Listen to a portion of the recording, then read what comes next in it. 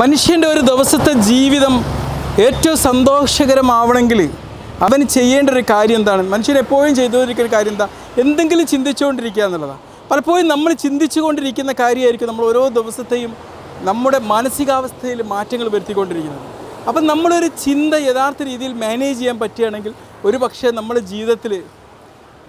ജീവിതത്തിൻ്റെ ഓരോ ദിവസത്തെയും മാനസികാവസ്ഥകളെ അത് സ്വാധീനിക്കും എന്നുള്ളതാണ്. നമ്മുടെ ചിന്തകളെ യഥാർത്ഥ രീതിയിൽ മാനേജ് ചെയ്യാൻ പറ്റിയിട്ടുള്ള കുറച്ച് ടിപ്പുകളാണ് ഇന്ന് പറഞ്ഞുതരാൻ പോകുന്നത്.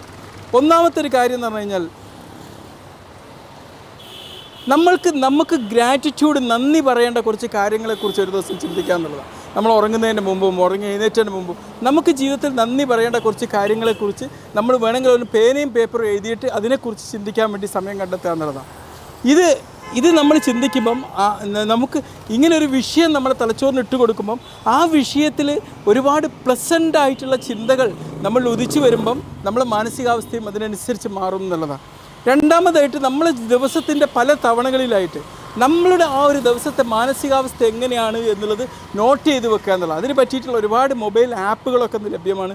നമ്മൾ രാവിലെ വേണമെങ്കിൽ ഒരു 4-5 സമയമായിട്ട് നമ്മൾ ഉച്ചയാകുമ്പോഴത്തെ എങ്ങനെയാണ് നമ്മുടെ മൂഡിൽ വ്യതിയാനം വരുന്നത്, വൈകുന്നേരം ആകുമ്പോഴേക്ക് എങ്ങനെയാണ് വരുന്നത്, രാവിലെ ആകുമ്പോൾ എങ്ങനെയാണ് വരുന്നത്, ഉറങ്ങുന്നതിന് മുമ്പ് എങ്ങനെയാണ്, ചിലപ്പോൾ നമ്മൾ ഉറങ്ങുന്നതിന് മുമ്പുള്ള നമ്മുടെ മാനസികാവസ്ഥയായിരിക്കും അതിനെ സ്വാധീനിച്ചിട്ടുണ്ടാവുക.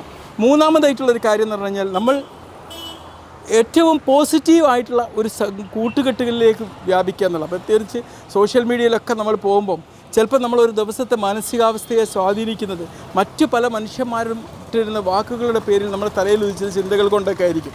അപ്പോൾ എന്ത് ചെയ്യുക, നമുക്ക് പ്ലസൻ്റായിട്ട് നമുക്ക് നല്ല ചിന്തകൾ സമ്മാനിക്കുന്ന സൗഹൃദങ്ങളിൽ നമ്മൾ മുഴുകുക എന്നുള്ളത്. പ്രത്യേകിച്ച് സോഷ്യൽ മീഡിയയിലൊക്കെ നമ്മളത് പാലിക്കാൻ വേണ്ടി തയ്യാറായി കഴിഞ്ഞാൽ തീർച്ചയായിട്ടും എന്താക്കാൻ പറ്റും, നമ്മളുടെ ചിന്തകളെ നമുക്ക് യഥാർത്ഥ രീതിയിൽ മാനേജ് ചെയ്യാൻ പറ്റും എന്നുള്ളത്. ഓക്കെ, നമ്മുടെ ചിന്തകളെ മാനേജ് ചെയ്ത നല്ലൊരു മാനേജർമാരായിട്ട് നമ്മൾ മാറും. Okay, bye, be health.